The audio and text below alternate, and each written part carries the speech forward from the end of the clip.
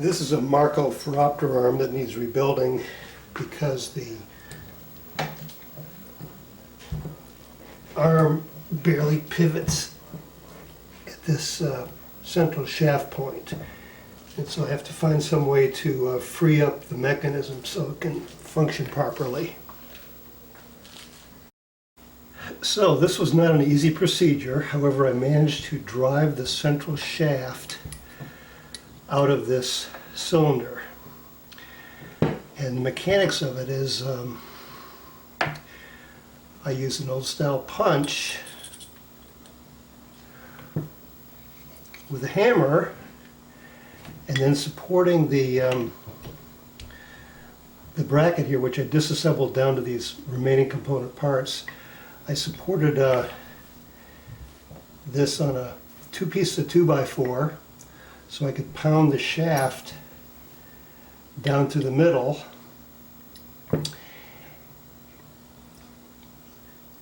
And I had to hold this with a clamp, had to hold the 2x4s in a certain position with a clamp, so I'd have my hands free to drive the shaft through. Now that it's through, it's scored quite a bit here. What I'm going to do is sand this smoothly with some emery cloth and sandpaper, and then clear out the central shaft of this, get all these parts so that the shaft goes smoothly through the middle here. Once that's all done, I'll reassemble it, properly lubricate it, and it should be back pretty much as good as new. After a lot of sanding and filing, the pieces now go together.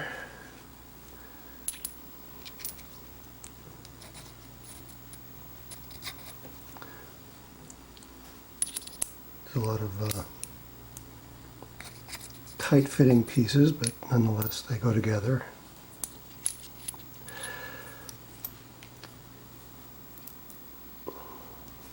So it's basically a spacer,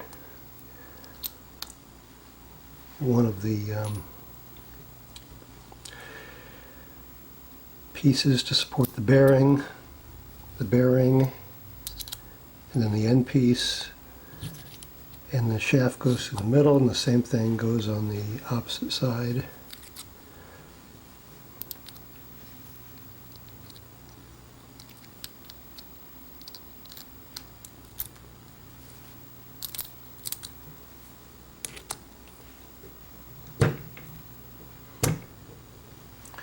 And of course, all the parts have to be lubricated prior to reassembly.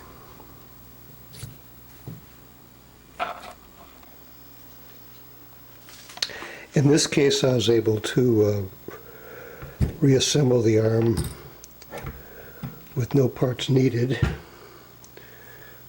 was only lubrication, sanding, filing, lots of time, but no actual parts.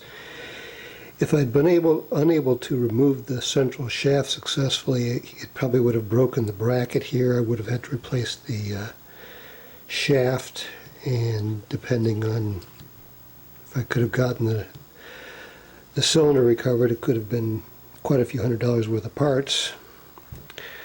But in this case, it was a lot of time, and I successfully got it apart, got the parts moving smoothly together again, and it's back functional.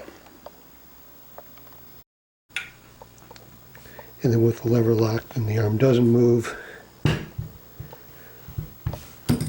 unlocking it, then the arm moves freely.